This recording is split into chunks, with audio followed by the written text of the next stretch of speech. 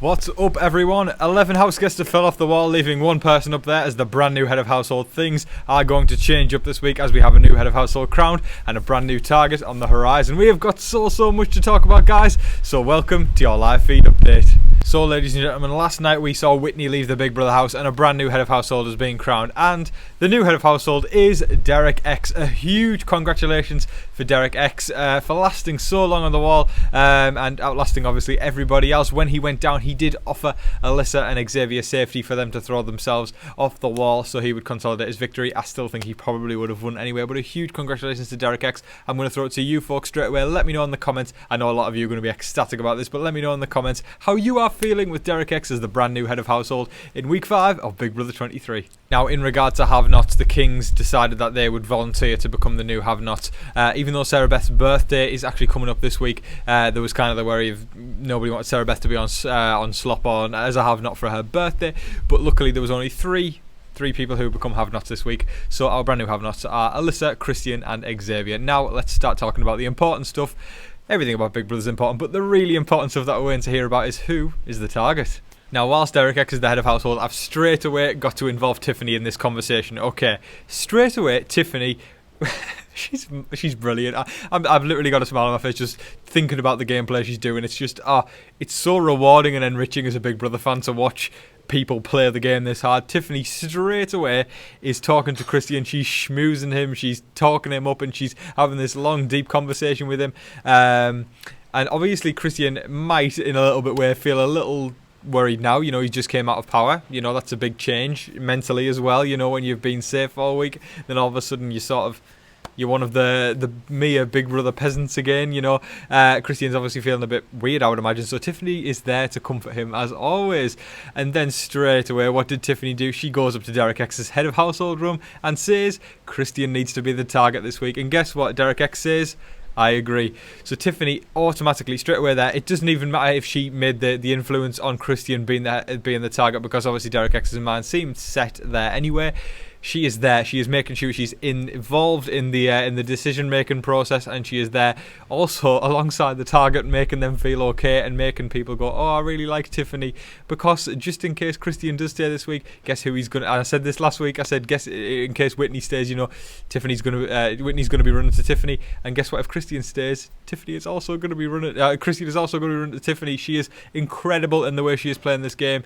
She is just remarkable. It's not even a play on all sides sort of situation. It is literally, she is just intricate detail in the way she talks to people and the way she maneuvers the game is just Danielle Reyes. Like, that's the way I see it, and I've said it since I think week 1. I genuinely don't think we've seen this style of gameplay since Danielle Reyes. Now, when I say style of gameplay, it doesn't necessarily mean it's been an incredible gameplay, because we've seen some people who've been able to run the house extremely well over the years. I mean, as much as everyone hated BB22 last year, I didn't like it. Cody played a strong game, let's be honest. Vanessa obviously controlled the house incredibly well. Paul controlled the house incredibly well. There's been so many people, but I would say in regards to style, this is definitely Danielle Reyes' style. And as an old school fan myself, fan of Big Brother 3 and Big Brother 7, I am loving seeing Tiffany basically doing what Danielle Reyes did in modern day Big Brother. It's fantastic. Now, with Christian being the target, we know he is extremely capable of winning competitions. He has shown his worth in many comps so far this season.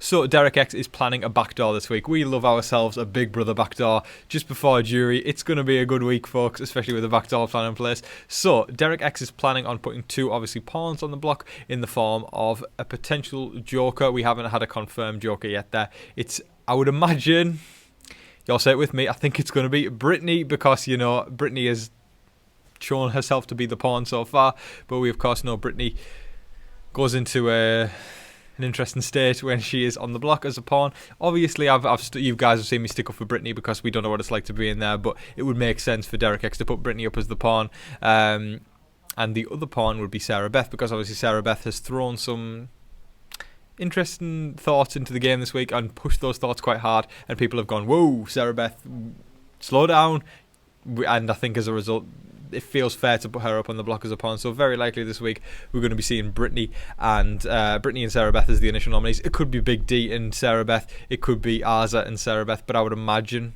If I was betting, man, I would say Brittany and Sarah Beth, almost certainly Sarah Beth as the nominees. He's offered, obviously, Alyssa safety if Alyssa was going to jump off the wall. So I would imagine Alyssa and Christian would go up on the block straight away. So I would imagine it's going to be one of those situations in which the veto is going to have to be won, and we all obviously know Derek X is extremely capable of winning the veto. If he can win the veto, pull one of the nominees down, I would imagine pulling down Sarah Beth would probably be the better option, because Tiffany is very, very hell-bent on getting Sarah Beth out, and if Tiffany all of a sudden decides to change things up last minute, we could see a blindside this week. Very entertaining on a Big Brother standpoint, because if Christian and Sarah Beth were on the block, Tiffany would 100% be able to work enough people and work the numbers to be able to blindside Sarah Beth. Then again, though, we've also seen Tiffany vocalise how she potentially wants Brittany out. We saw that in the episodes this week. So, again, a blindside could be possible there with Christian and Brittany sitting on the block together. However, logically, I would say getting rid of Christian is the best option between the three of those this week. But you never know what's going to happen. With so many people playing hard this week, it's not necessarily going to go the way the head of household wants. And even though Tiffany's in all the ears right now, I just said it there, she's in all the ears. She'll be able to get what she wants by the end of the week if she needs to.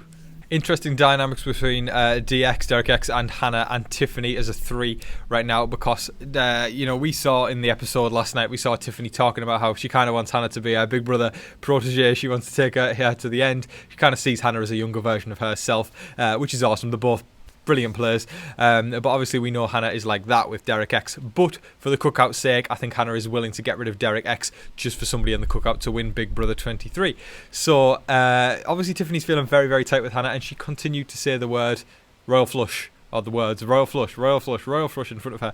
And obviously we know Hannah ain't in the royal flush, as the Big Brother voiceover continues to say at the beginning of every single episode, the kings, the queens, and an ace up the sleeve with Derek X. Obviously Hannah's an ace, but she's not in the royal flush. So Hannah then went on to ask who's in the royal flush, because I think Tiffany probably said royal flush maybe 6, 7 or 8 times. But I think Tiffany must feel comfortable enough with Hannah to say that.